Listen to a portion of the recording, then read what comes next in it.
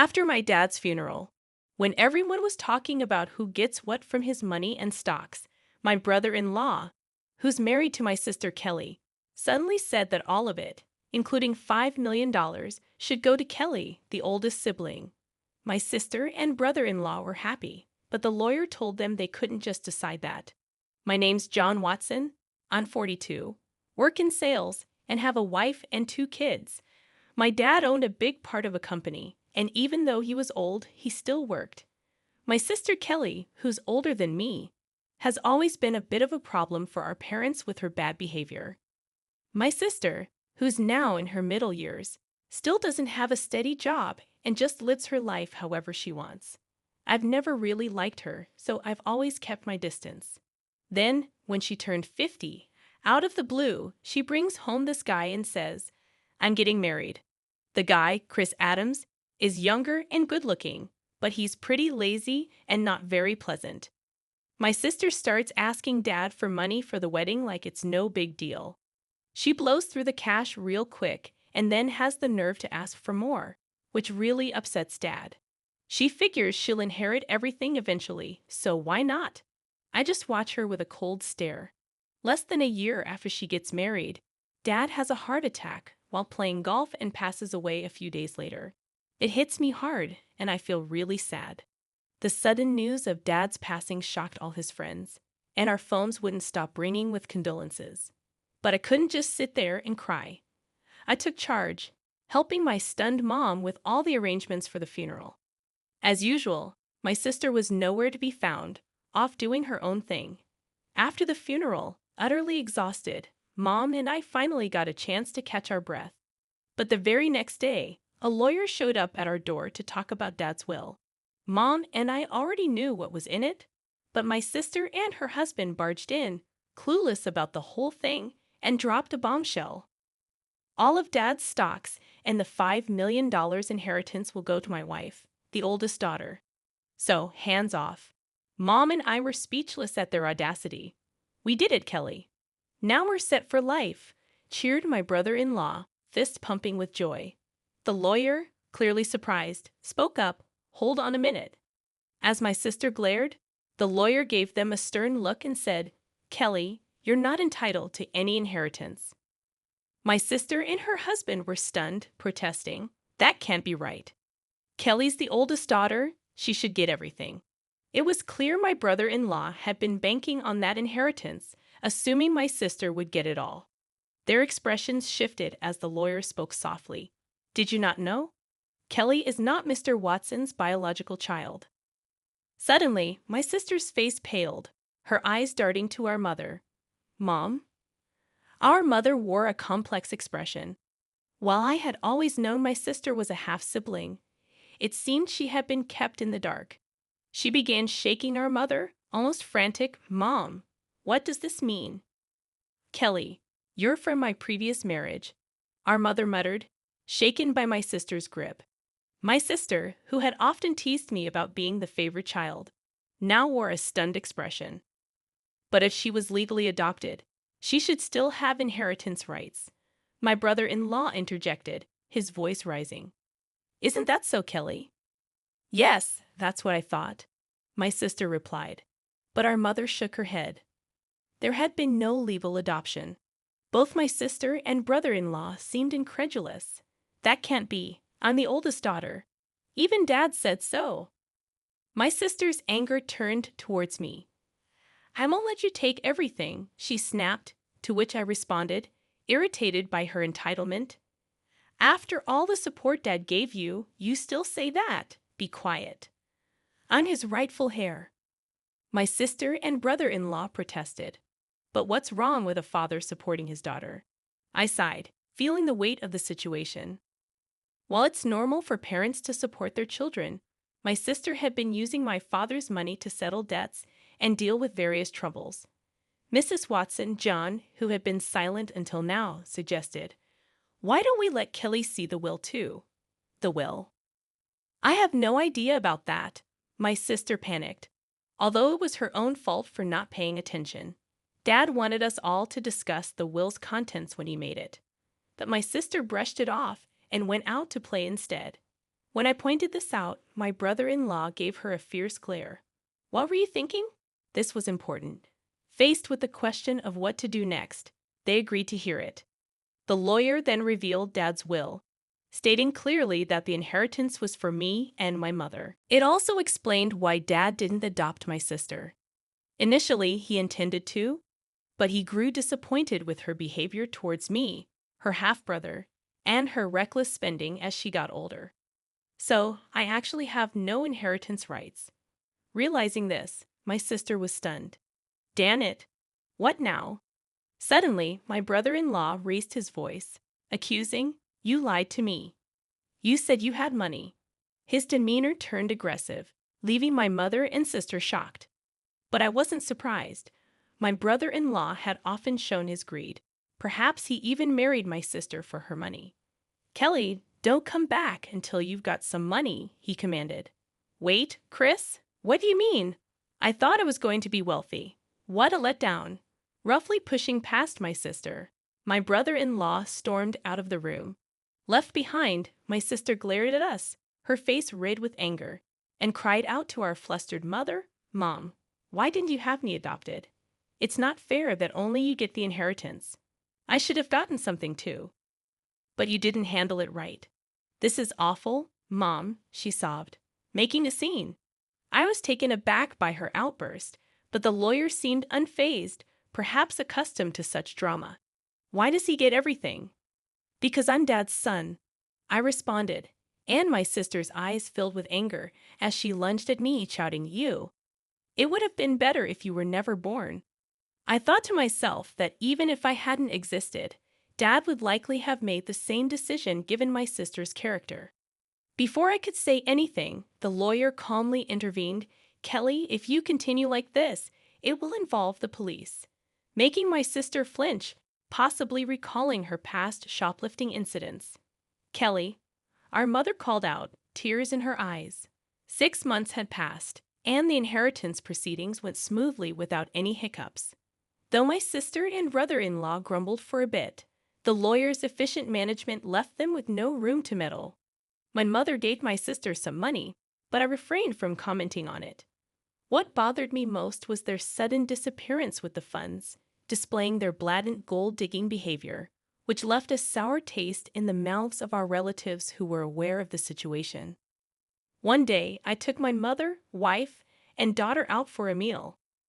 Thanks to my wife's suggestion, my mother, who had been somewhat withdrawn since Dad's passing, seemed more cheerful in the company of her adorable granddaughter. "Hey, Mom, why don't you come live with us?" I proposed. "But you know Kelly might drop by sometimes. She only shows up when she needs money, right? Don't be too accommodating with her," my mother hesitated. Her reluctance was understandable, given that my sister is her biological daughter. Plus, if our family moved into the family home, my sister might stir up trouble again.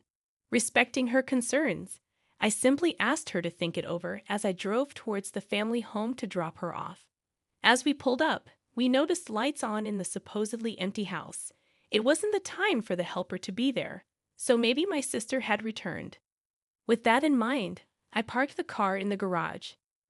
"Let's pop in for a quick coffee," I suggested. As we stepped out of the car and headed towards the entrance, a car suddenly swerved towards us, narrowly missing us. Reacting to my daughter's cry, I instinctively shielded my wife. Ouch!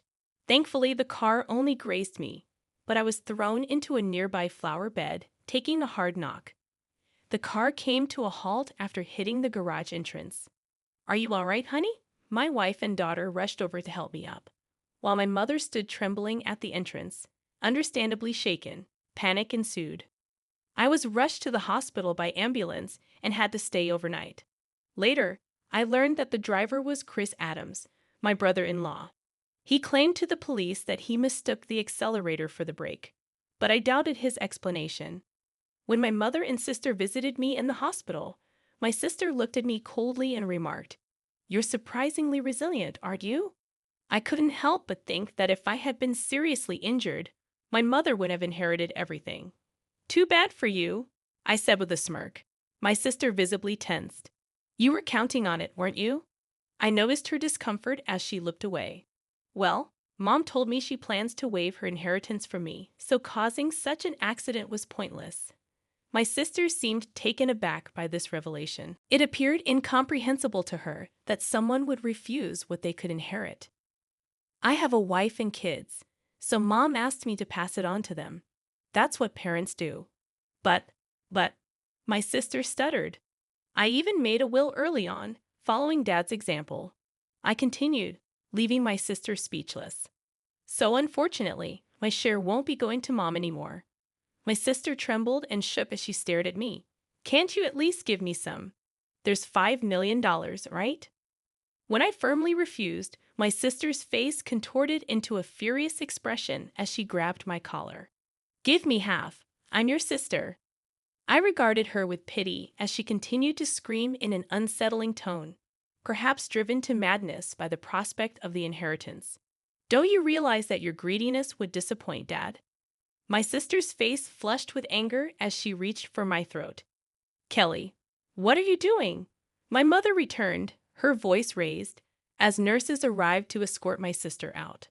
Although my mother seemed inclined to defend my sister, it was clear that my sister had directed insults towards her too. Where did I go wrong in raising her? It was heartbreaking to hear my mother say this with sadness in her voice. Shortly after, my mother fell ill. As her condition worsened, my wife and I stepped in to assist with transportation and household tasks at the family home. This seemed to upset my sister, likely because she had encountered my wife during her visits to ask for money or had heard about our help from our mother. One day, my sister called me abruptly.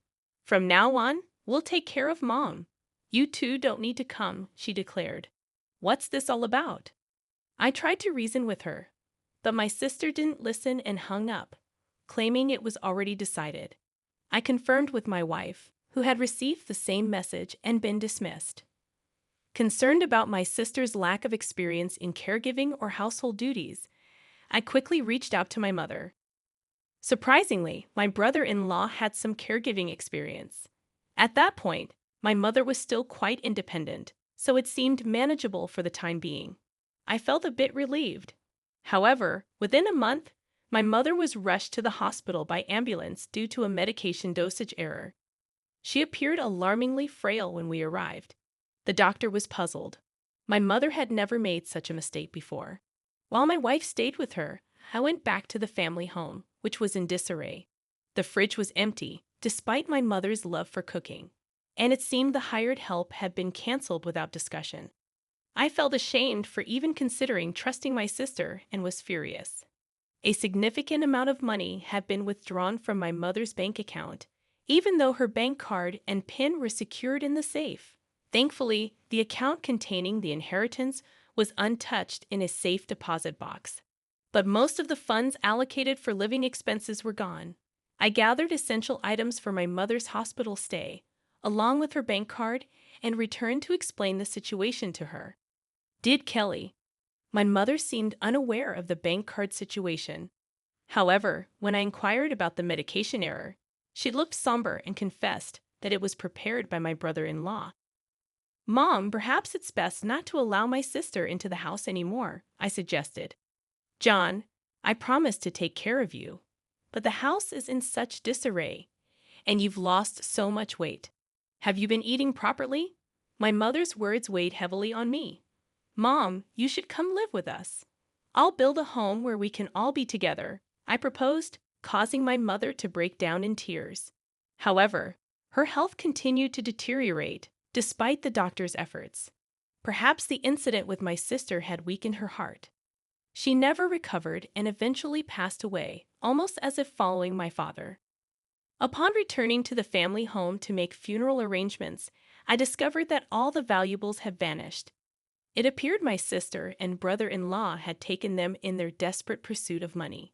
Standing amidst the empty rooms, I was first shocked and then consumed by a fierce anger. I vowed to hold them accountable for their actions. The day after my mother's funeral, my sister and I were scheduled to meet with the lawyer, presumably to discuss the inheritance. Too bad. Mom's inheritance rightfully belongs to me, her daughter, my sister boldly declared. I couldn't help but chuckle at her statement, as it seemed she was gravely mistaken. Let's see what the will says, I suggested. As the lawyer unveiled the will, my sister's face drained of color. No, this can't be. Kelly is not entitled to inherit anything. That's Dad's final wish, my brother-in-law exploded. However, the lawyer calmly reiterated the same statement. This is absurd. Kelly is that old woman's biological child. My brother-in-law erupted, sweeping items off the table in anger. You can't deceive us. Give us the inheritance now. Chris, did you try to harm my mom? I confronted him. He shot me an irritated glare. What? I never did such a thing, he retorted. Then why was there a mistake with her medication? I pressed further. My brother-in-law scowled in annoyance. Who cares about that, John? It's outrageous that we're not getting any inheritance, my sister interjected, seemingly losing her composure.